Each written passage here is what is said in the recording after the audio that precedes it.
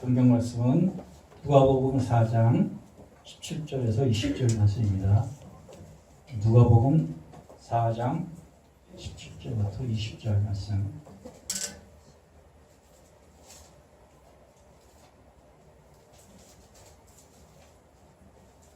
네, 다 같이 우리 합독하시겠습니다. 선지자 이사야의 글을 드리거늘 책을 펴서 이렇게 기록된 데를 찾으시니 곧 주의 성령이 내게 임하셨으니 이는 가난한 자에게 복음을 전하게 하시려고 내게 기름을 부으시고 나를 보내사 포로된 자에게 자유를 눈먼 자에게 다시 보게 함을 전파하며 눌린 자를 자유롭게 하고 주의 은혜의 해를 전파하게 하려 하심이라 하였더라. 책을 덮어 그 맡은 자에게 주시고 앉으시니 회당에 있는 자들이 다 주목하여 보더라. 아멘. 할렐루야. 아멘. 별일들 없으셨습니까? 저는 별일이 있었습니다. 길 가다가 넘어져가지고 오른쪽 복숭아 뼈가 약간 금이 갔대요. 그래서 별거 아닐 줄 알았어요. 그냥 붓기만 하고 조금 지나면은 가라앉을 줄 알고 어디 한의원 가서 침이나 맞고 좀 붓이 좀 가라앉을까 하고 한의원에 그냥 2층에 그냥 올라갔는데 점심시간이라고 문이 닫혀 있는 것이에요. 그래서 일단 집에 왔다가 정형외과를 갔더니 엑스레이 찍어보더니 여기는 1차 병원 동네 병원이니까 2차 병원 가서 정밀하게 다시 한번 CT 찍어보라고 그러더라고요. 그래서 CT 병원 가가지고 CT 찍어봤더니 이 복숭아뼈 쪽이 금이 갔는데 1.1mm가 금이 갔대요. 간격이래요. 그래서 보통 2mm가 이 금간 간격이 2mm면 수술해야 되는데 1.1mm니까 수술을 안 해도 되겠다 그러더라고요. 될 수 있으면 수술을 하라고 그러는데 수술 안 하겠다 그랬어요. 옛날 같으면 다 그냥 기부스하고 지냈는데 요즘은 웬만하면 다 그냥 심박아가지고 수술을 하라고 막 그렇게 하는데 수술하면 또 2박 3일 입원해야 되고 그래서 수술 안 하겠습니다. 이렇게 하고 대신 일주일마다 한 번씩 병원에 와서 엑스레이 찍어보고 만일 이 간격이 더 벌어졌으면은 수술해야 되고 그냥 그대로 있으면은 이건 뭐 시간 들어가면은 되는 문제이니까 그냥 이렇게 이 보조기구만 차고 땅 딛는 것만 조심하게 그렇게 다니시라고 그러면서 6주 동안 매주마다 한 번씩 와서 엑스레이 찍어보고 그렇게 하시라고 그래서 그렇게 하기로 했습니다. 참 이 불행 중 다행인 것은 참 넘어지는데도 참 이 여러분의 기도가 강했던지 세게 넘어지지 않는 그런 기분이 들었어요. 사뿐하게 그냥 좀 넘어지면서 눌린 기분으로 처음에는 그냥 뻐근하기만 하더라고요. 뻐근하기만 하고 이렇게 별거 아닌 줄 알았었는데 여러분이 참 그래도 기도 많이 해주셔가지고 참 불행 중 다행히에 크게 이제 골절되지 아니하고 이렇게 설 수 있게 되었습니다. 그래도 이렇게 한 다리로 이렇게 버텨서야 되니까 장시간 있기가 힘들어서 우리 장로님한테 사회해달라고 부탁을 했고 이렇게 설교하고 또 앉아 있다가 이렇게 오후 예배 또 설교할 터인데 하나님께서 저를 지켜주셨던 것처럼 여러분들도 건강하게 지켜주시기를 주님의 이름으로 축복합니다. 아멘. 예수님은 우리가 아는 것처럼 30살에 사역을 시작하셨어요. 예수님이 어떻게 사역을 시작하셨습니까? 자기가 낳고 성장하셨던 나사렛 회당에서 첫 설교를 시작하심으로 사역을 시작하셨습니다. 그러니까 우리 같으면은 자기가 태어나서 자랐던 이 모교회, 여러분도 다 모교회가 있고 우리 청년들도 우리 교회가 모교회고 태어나서 자란 그 모교회, 그러니까 어른들이 있는데 어른들이 자기의 어렸을 때 모습 또 사춘기 모습 청년의 모습을 다 알 거 아닙니까? 그 모교회 첫 이 고향의 회당에서 첫 설교를 하심으로써 사역을 시작하셨어요. 저가 누구냐? 요셉의 아들이다. 마리아의 아들이다. 여동생 남동생 있는 누구 집에 요셉의 집의 큰아들이다. 그렇게 다 알 정도로 조그마한 마을에서 그 교회에서 첫 설교를 하셨습니다. 근데 나이가 왜 30이냐? 이미 구약에 레위인들이 사역을 시작하는 성인의 나이가 30살이에요. 30살. 우리는 18이면 성인 되는데 하나님의 사역을 할 수 있는 그 나이가 30살이었습니다. 그러니까 예수님은 30살 동안 잠잠하게 나사렛에서 지내시다가 30살이 되자 정식으로 공식적인 사역을 할 수 있는 그런 나이가 되자 등극을 하시고 나사렛 회당에서 첫 번째 사역을 시작하셨던 것입니다. 그 당시에는 우리처럼 이렇게 종이 성경이 아니에요. 그냥 양 가죽을 잘 말려가지고 이렇게 쫙 펴서 이 가죽의 기름기를 제거하고 그리고 그 가죽에다가 글씨를 써서 했으니까 얼마나 이게 두껍겠어요. 이사야 하나만 해도 두루마리가 이 가죽을 펴서 둘둘둘 말아놓은 두루마리가 여러 개입니다. 그래서 예수님께서 그날 설교를 하시려고 딱 앞에 나가셔서 그 당시에는 따로 이렇게 목사와 같은 설교자가 없고 여러분 중에서 누구든지 은혜 받은 사람이 나오셔서 설교해 주세요. 그러면은 자원하는 사람이 나가서 설교를 합니다.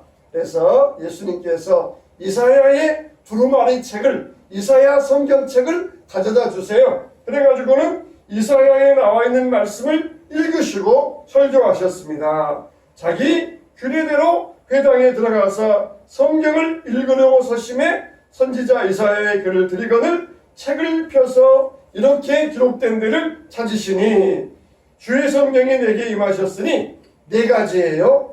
첫째는 가난한 자에게 복음을, 둘째는 포로된 자에게 자유를, 셋째는 눈먼 자에게 다시 보게 함을, 넷째는 눌린 자를 자유하게 함을.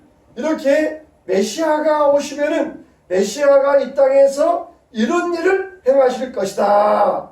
그렇게 이사야가 예언했는데 청년 30살 된 예수님께서 이 글을 읽으시면서 지금 너희 눈앞에 이 모든 예언이 성취되었느니라 이렇게 선포하셨습니다.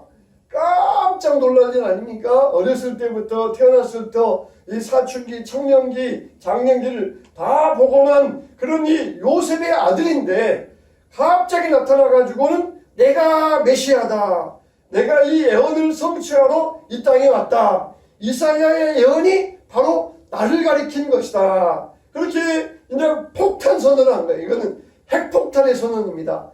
사람들이 얼마나 깜짝 놀랐습니까? 제가 뭘 잘못 먹었나? 제가 미쳤나? 어느 날 갑자기 나타나가지고 자기가 메시아다. 하나님의 아들이다. 그러니까 많은 사람들이 깜짝 놀랐던 것이에요. 그러나 예수님은 그때부터 해서 차근차근 예수님 서두르지 않으셨어요. 그냥 갑자기 하지 아니하시고 차근차근 처음에 기적에 물로 포도주를 만드신 일로부터 시작해서 병든 자를 고치시고 죽은 자를 살리시고 이런 차근차근 5,000명에게 먹이시고 많은 말씀을 전파하시고 3년 동안 차근차근 해나가시면서 십자가에 죽으시고 부활하심으로써 드디어 당신이 하나님의 아들이심을 온 세계 만방에 증거하셨던 것이에요. 우리 같으면 그냥 단번에 한꺼번에 그냥 수십만 명 모아놓고 내가 메시아다 증거가 여기 있다 그러면서 막 그냥 빵빵빵빵 터뜨리고 그러면은 더 효과적일 텐데 예수님은 서두르지 않으셨어요. 3년 동안 차근차근 하나씩 기적과 말씀을 행하시고 놀라운 일을 행하시면서 자신이 하나님의 아들이시고 온 세상의 구세주이심을 모든 사람들에게 알리셨던 것입니다. 할렐루야. 우리가 믿음도 마찬가지예요. 믿음도 그냥 한꺼번에 그냥 하고 싶잖아요. 기도도 그냥 한꺼번에 하고 싶잖아요. 근데 우리는 포기하지 않은 게 중요합니다. 인내하는 게 중요해요. 우리가 기도에도 포기하지 않아야 됩니다. 이 세상에서도 어떤 사람이 성공합니까? 포기하지 않는 사람이 성공이에요. 천재는 금방입니다. 천재는 금방이에요. 천재는 그냥 한 방에 왔다가 또 한 방에 날아갈 수가 있어요. 그러나 꾸준히 포기하지 않고 간 사람은 절대로 실패하거나 넘어질 일이 없어요. 예수님은 3년 동안에 차근차근 이루어가시면서 하나님 나라를 선포하시고 우리 믿음도 차근차근 단계적으로 나아갈 수 있어야 돼요. 하나님께서 어제보다 오늘, 오늘보다 내일, 작년보다 올해 이렇게 차근차근 우리 하나하나를 발전시켜 나아가면서 성숙시켜 나아가는 이런 귀한 믿음, 이 믿음의 귀한 사람들 되시기를 주님의 이름으로 축원합니다. 또 말씀이 여러분들에게 은혜가 되셔야 돼요. 그러면은 예수님께서 오셔서 가난한 자에게 복음을 전하게 하시려고 오셨다 할 때 이때 가난은 네 가지 가난의 의미가 있어요. 첫째는 말 그대로 물질적인 가난입니다. 물질적으로 가난한 자들에게 내가 복음을 전하러 오셨다는 것입니다. 이 땅에 오신 목적은 우리를 가난에서 해방시켜 주시고 우리를 부유하게 하시려고 이런 복을 주시려고 이 땅에 오셨다는 것이에요. 민수기 6장에도 보니까 여호와께서 모세에게 일러 가라사대 아론과 그 아들들에게 고하여 이르기를 너희는 이스라엘 자손을 위하여 이렇게 축복하여 이르러 여호와는 그 얼굴을 내게로 비추사 은혜 베푸시길 원하며 여호와는 그 얼굴을 내게로 향하여 드사 평강 주시기를 원하노라 할지니라. 이렇게 말씀하셔요. 하나님께서 이스라엘 백성들을 광야에 모아놓으시고 뭐 하셨다는 것입니까? 그들에게 복을 주셨다는 것이에요.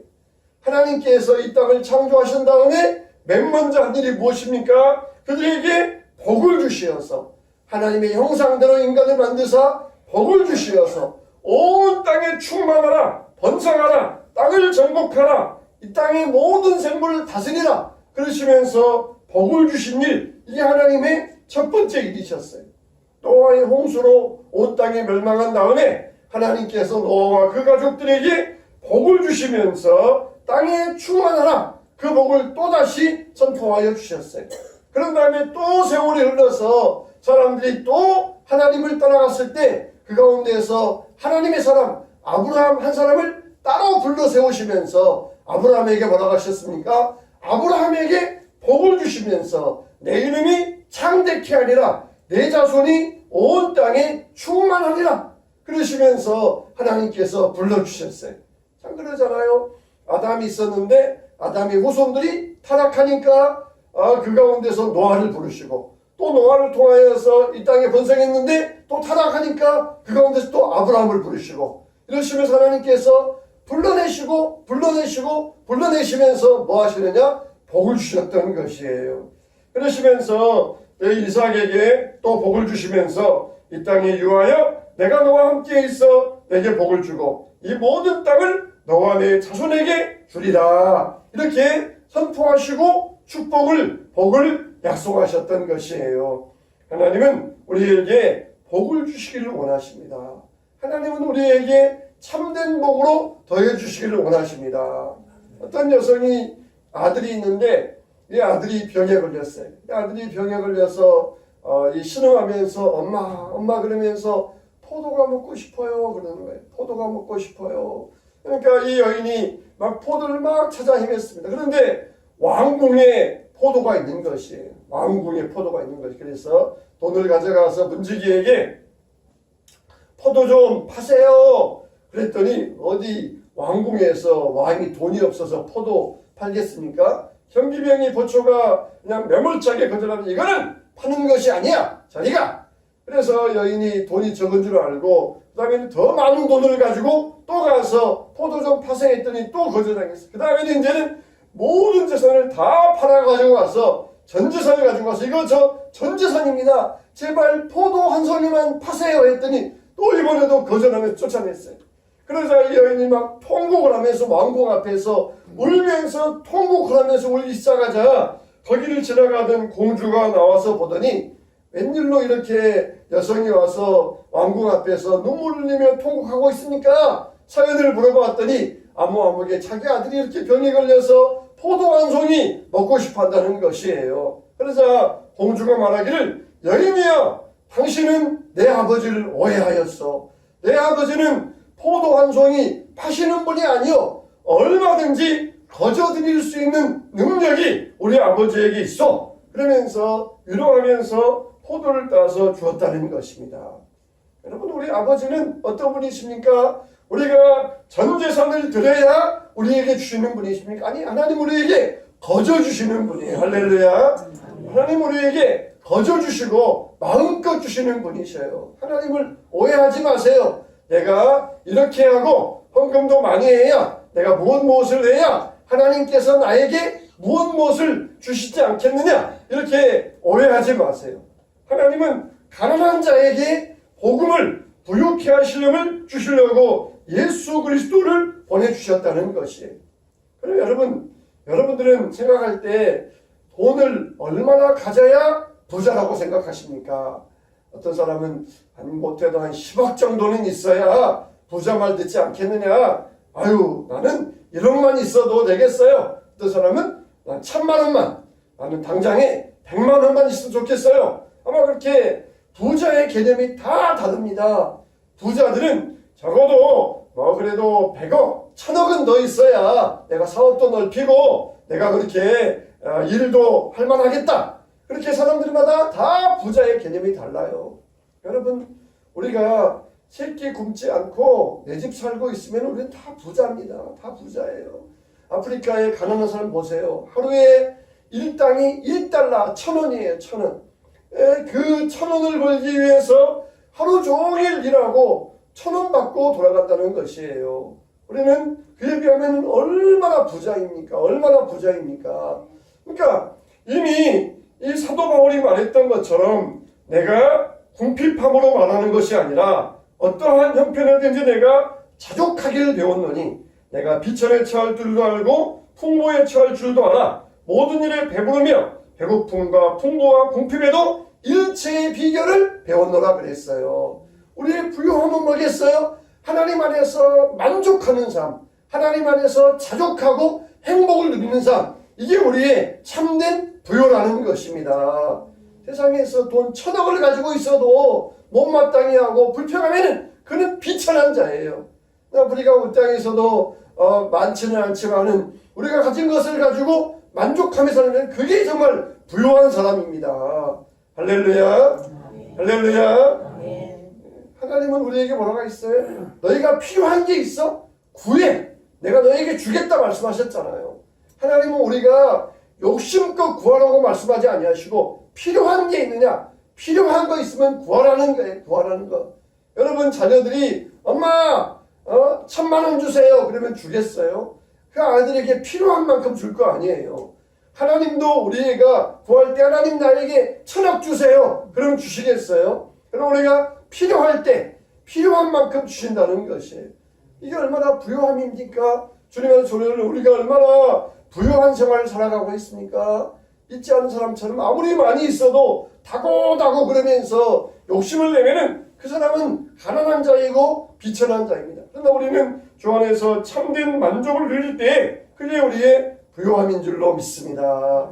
그리스도 안에서 다 부유한 자들, 우리는 하나님의 참된 부자들입니다. 따라서 합시다. 나는 부자다. 나는 부자다. 할렐루야. 감사합니다. 부자 되세요. 할렐루야. 이미 그리스도 안에서 부유한 자들이 다 주님을 채웠고 우리는 얼마나 감사하며 살아가고 있습니까? 제가 참 넘어져서 이렇게 다쳤다. 처음에는 그냥 부은 줄만 알고 그랬는데 침 좀 맞고 끝내려고 그랬는데 이 뼈가 금 갔다 있을 때 참 감사합니다 그랬어요. 감사합니다. 참 하나님께서 나에게 또 무슨 뜻이 있는지 이걸 통하여서 하나님이 나에게 뭘 하실는지 참 나는 하나님께서 뜻이 있고 인도하심을 믿고 하나님 앞에 감사할 수 있었어요. 참 이것도 해야 되고 저것도 해야 되고 할 일도 많이 있는데 이제 꼼짝없어요. 꼼짝없어요. 이제 시간 지나기만 기다려야 됩니다. 제가 이제 땅 딛지 말라니까 제일 좋은 게 뭐냐? 자전거 타고 다니는 게 자전거가 좋지 않습니까? 땅 딛지 않고 다니니까 참 좋아요. 우리가 주 안에서 이와 같이 자족하는 삶, 만족하는 삶, 행복한 삶을 살아갈 때 하나님께서 여러분들을 참된 부유함으로 날마다 여러분의 필요를 채워주시기를 주님의 이름으로 축원합니다. 두 번째, 하나님은 건강한 자에게, 건강이 가난한 자에게, 질병 걸린 자에게, 건강이 가난한 자에게 이 건강함을 주시려고, 이 복음을 주시려고 오셨다는 거예요. 물질적인 가난한 자에게 채워주시려고 오셨지만, 그리고 건강이 가난한 자에게도, 건강에 자신 없는 이 가난한 자에게도 부유함을 주시려고 오셨다는 것이에요. 히스기야가 죽을 병에 걸렸습니다. 이건 정말 히스기야에게 느닷없어요. 히스기야는 나름대로 하나님을 잘 섬겼지 않았습니까? 이 성전 개혁도 하고 신앙 개혁도 하고 이들의 잘못된 풍습을 고치기도 하고 백성들을 신앙으로 독려하면서 이렇게 이 나름대로 믿음 생활 잘했던 그런 왕이었어요. 근데 느닷없이 어느 날 너는 죽을 것이다. 올라간 침상에서 내려오지 못하니까 내 주변 정리하라.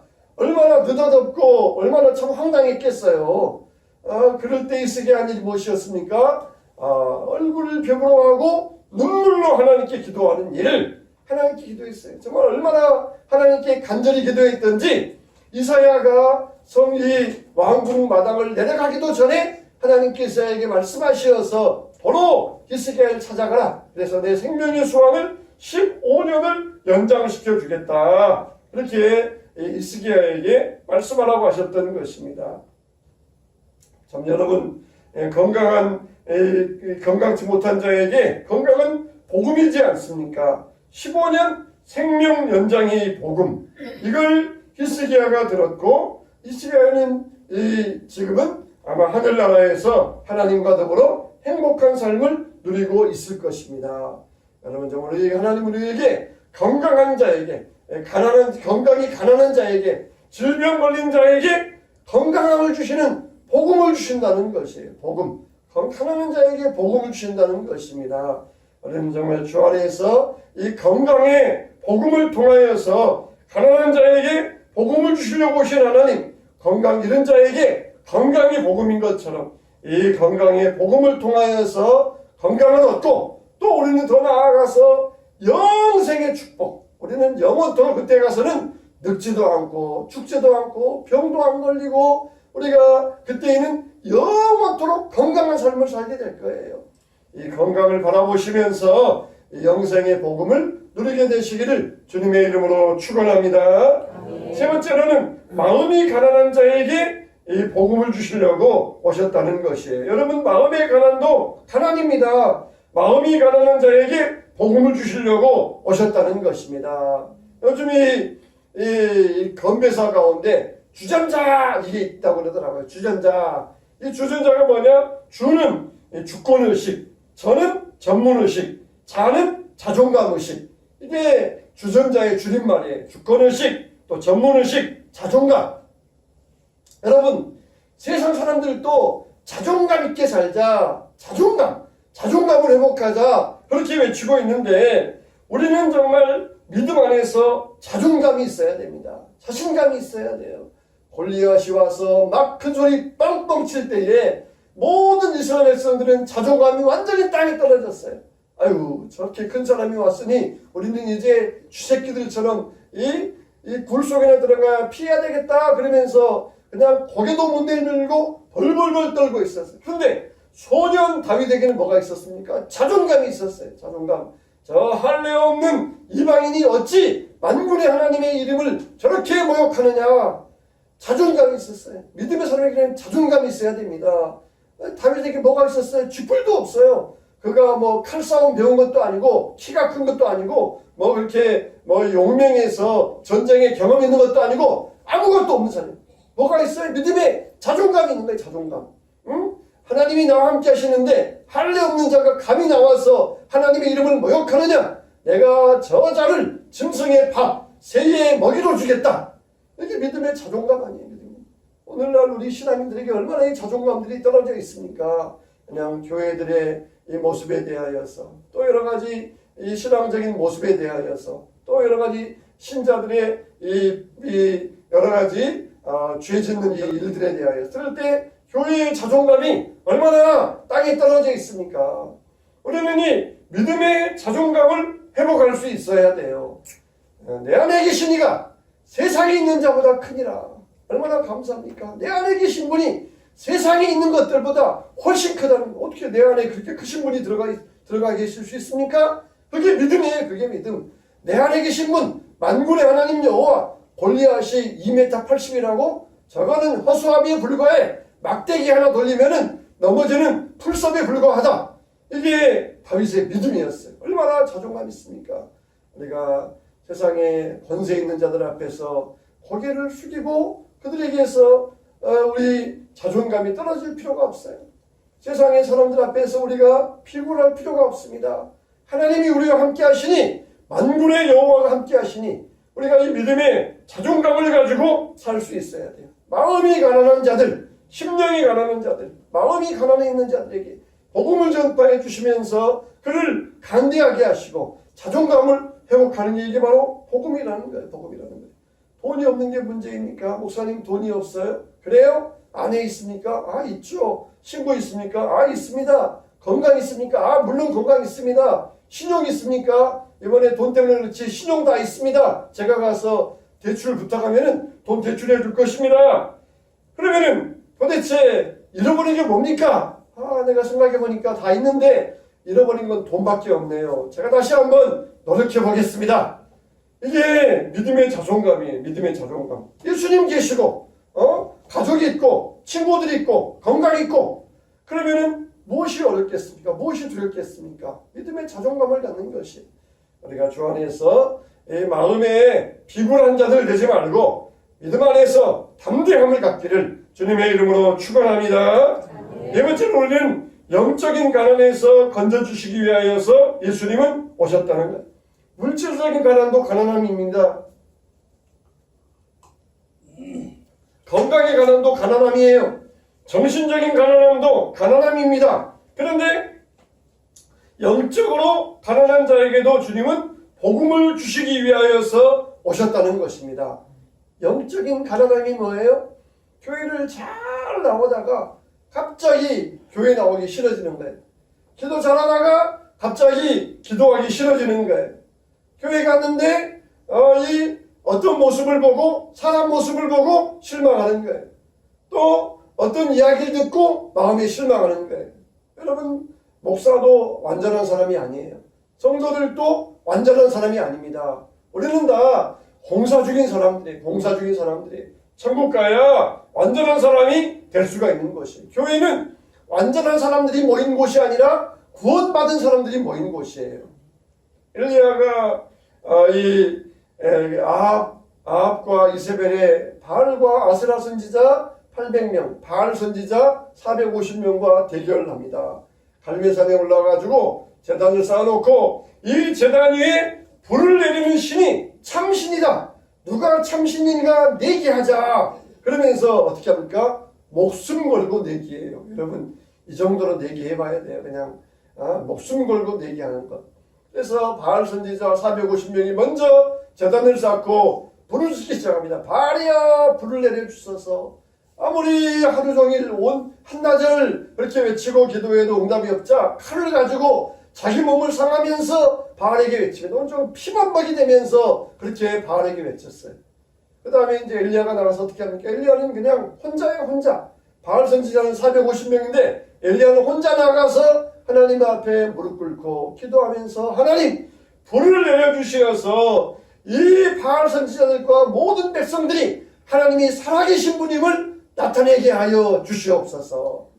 그러자 하늘에서 불이 내려와서 제단을 태우고 제단 주위에 물까지 다 말려버렸다는 것이에요.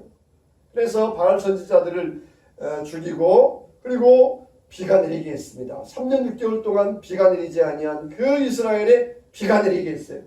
와, 이 정도면 얼마나 위대합니까? 불을 내렸죠. 바알 선지자 죽였죠. 비를 내리게 했죠. 아합의 말보다 더 빨리 달려가면서 하나님의 능력을 나타냈죠. 이 정도면 얼마나 놀랍고 사람들에게 인정받고 높임받겠습니까? 그런데 그 순간 이세벨이 자기 선지자 450명을 죽였다는 말을 듣고는 내가 이세벨이 말하기를 엘리야를 죽이겠다.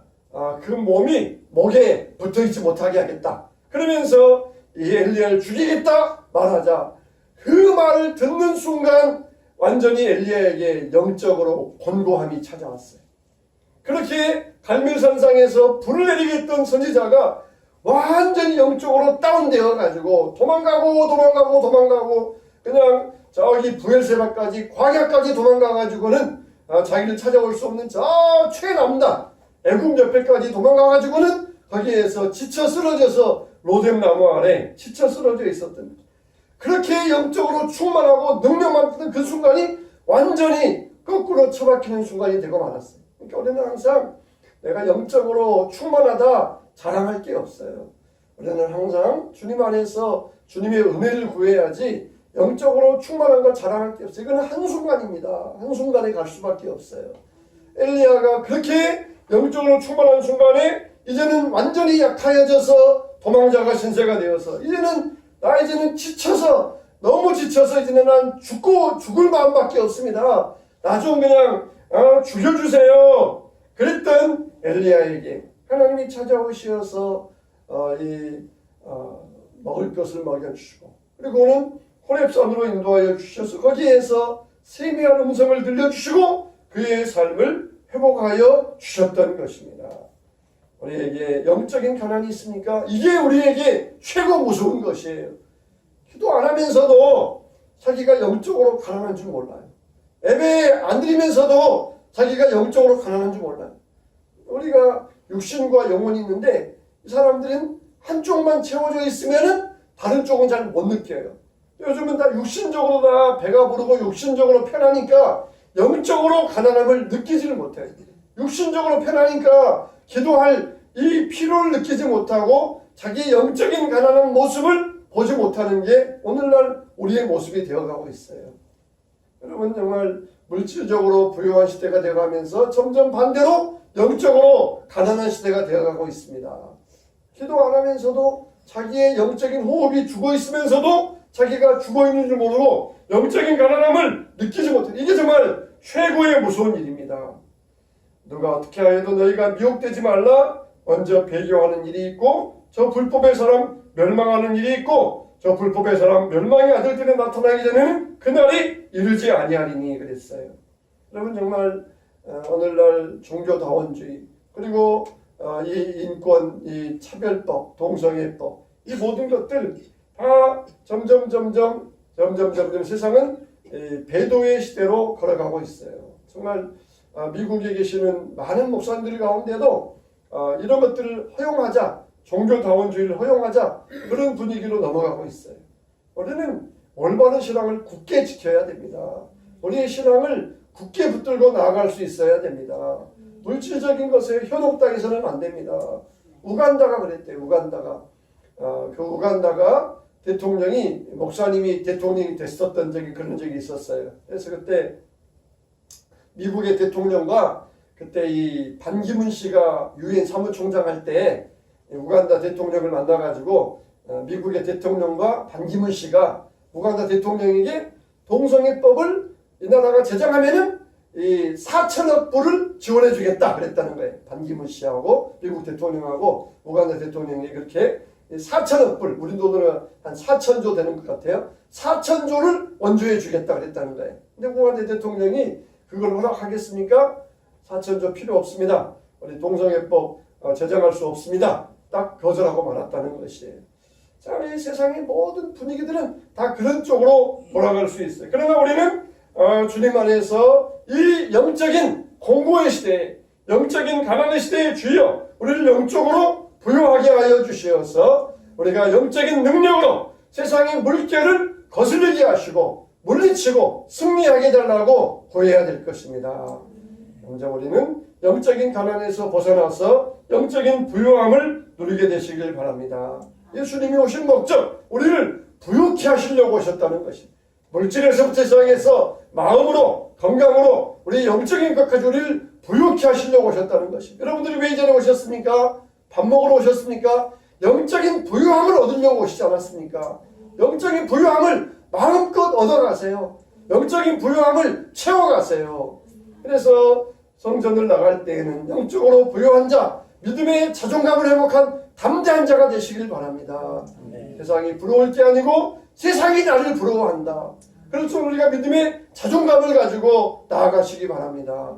주님은 바로 그런 사람을 기뻐하시며 칭찬하시고 축복하여 주실 것입니다. 이런 믿음의 축복자들, 은혜자들 되시기를 주님의 이름으로 축원합니다. 축원합니다.